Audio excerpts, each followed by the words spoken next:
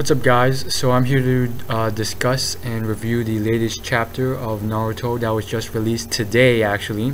So as you know, if you've been following my announcements, this is the I'm currently in college now, and so again, these videos might not come out depending on the situation. My roommate's almost always in his room and I really haven't brought this up. I mean, I technically could do it while he's in there, but I don't know about telling him about it. Anyhow, yeah, today, just because this lounge on our floor is empty, I can do this immediately. So this chapter was very good in certain ways. In other ways, it was very simple and standard. I do have to say, the author, and first and foremost, spoiler alert warning, so I'm assuming you've read the chapter or don't mind it being spoiled, and so there'll be no summary review, so I'm assuming you guys know what I'm talking about. The whole sort of gag scene, again, I mean, this was done already, with Naruto sort of forgetting that, you know, he can't use this QB chakra with Sage mode, was just, I didn't really like it because it was overdone. It was done before already, quite recently. In fact, I think it was done twice maybe, and now it's done again, and so it was just a little overdone, and I was expecting it. I know based on how it was set up, you could kind of tell that the author was trying to set it up so that you weren't expecting it. I guess the majority of the audience that reads Naruto perhaps may have sort of expected Naruto to have sort of said something valiant like, no, I already thought about that, and I have come up with a way of fusing Sage and QB powers. Nope. In all honesty, what happened was quite simple, and what I expected. Naruto screwed up again. He didn't sort of remember. But in all honesty, I knew very quickly that this sort of dilemma would have been fixed very simply. I mean, that's how it is in fiction. You can fix a lot of things very simply by just willing it and then explaining it with a little bit of logic here and there. And so Naruto with the Sage techniques, awesome stuff. I really wanted something other than just a giant Rasengan.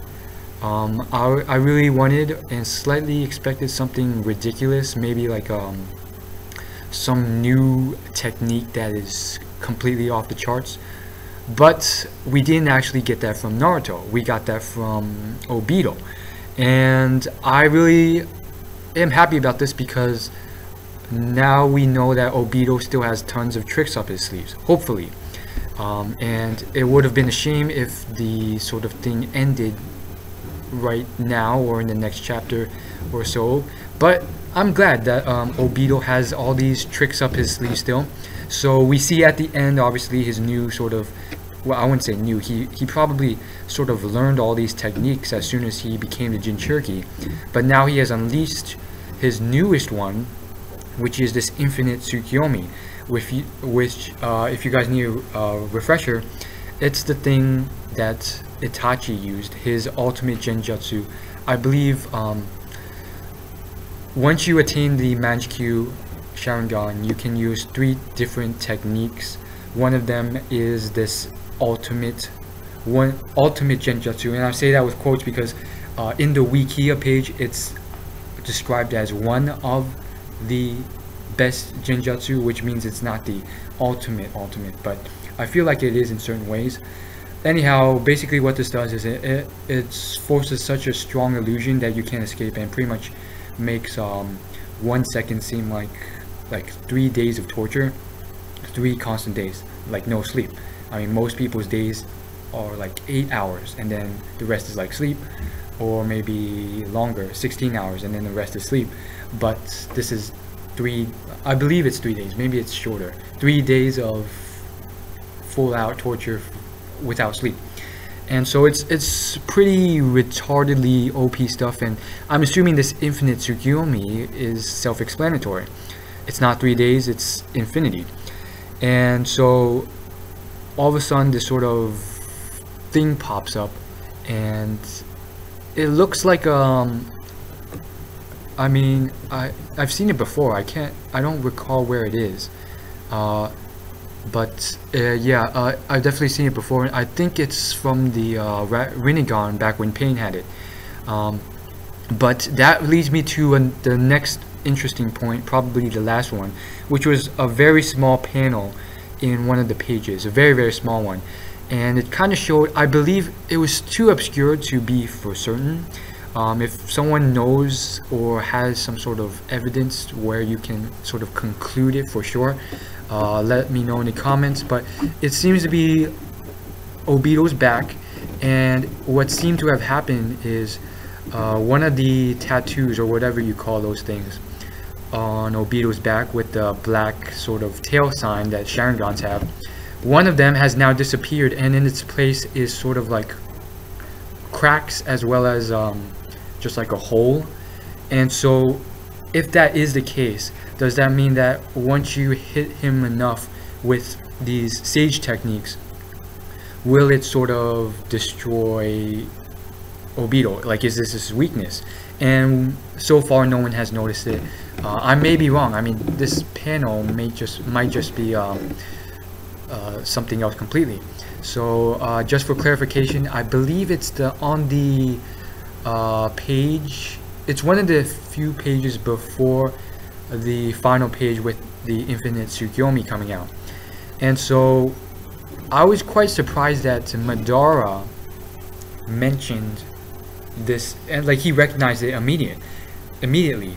And so obviously this has never happened before, and so for him to recognize it immediately, it means he has like massive plans already, and he's done his research on what's going to happen. And so for Madara to say in his mind something like, I can't remember the exact quote, but it was like, Obito, you're bringing out the Infinite Tsukiyomi now. It's kind of saying that Obito kind of has, I mean, Madara kind of has like straight up plans and research done already, and judging by the tone of the sentence, it seems like, and on top of the fact that Madara has mentioned a few times, even with his remark right after he realized Obito had sort of stolen the Jinchuriki from him, it's kind of like he's still very chill about it. So I feel like it's still all going towards his plans. So like, you know, before it was like Madara wanted to be the Jinchuriki, but not anymore. And as you can see, the lights have gone off, but I'm pretty much finishing up anyways. So leave your comments and anything else I haven't talked about. I thought it was a pretty standard chapter. And oh yes, as always, Sasuke, you know, it seems like I sort of overestimated Sasuke. He seems to have sort of, you know, at least in this chapter, he's sort of realized that Naruto is out of his league. At least that's how it appears in this chapter. So if that is the case, I sort of overestimated Sasuke, and I admit defeat, at least temporarily, to all those Naruto fans who said, oh, Sasuke versus Naruto part 2, Naruto will win straight out. And I didn't believe that. I thought Sasuke had attained a sort of next level form that only Madara had gotten to. And now it looks like, okay, Sasuke is just one of 3 Uchihas in this fight, and he is by far the weakest. The other 2 have gone to ridiculous levels, and now he's just a sort of bystander, which is kind of sad, and obviously not how a lot of the community wanted it. So let me know your thoughts on that. I see some sort of foreshadowing that once this is all over and done, Sasuke might sort of just switch it up and maybe steal their powers or something. But it does seem like Madara and Obito are on completely different levels. I guess what happened with Obito and why his eyes didn't decay like Sasuke's did is because he just freaking, it was too early for him, and then he became Jinchuriki, and that healed him. So it's very confusing about that, but I feel like Sasuke at best is like at a younger form of Madara's power level. which is kind of sad in a lot of ways. But we'll see what happens, and there's um, a little bit of me just saying like this is a lot worse than what I would have imagined it, because I kind of wanted Sasuke to be like the best sort of dude, or one of the best at the end, and now it's kind of like, oh right, Itachi was the prodigy and Sasuke was just like a child wanting vengeance.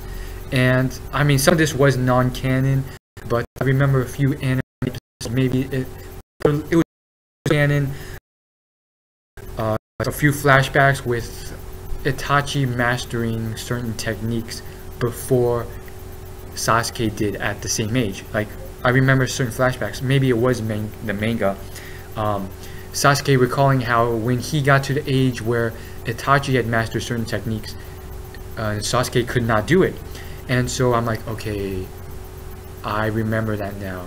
Shoot, does this mean that Sasuke isn't even up to par to Itachi's level? I mean, I'm sure he is at this stage, but it took him a long time. I mean, Sasuke, I feel like Sasuke is as old, if not older, than Itachi is when he died, and so I felt like it took him a lot longer. I mean, sure, he still looks very young and stuff, but a lot of the things that he developed, he sort of took due to Itachi giving to him.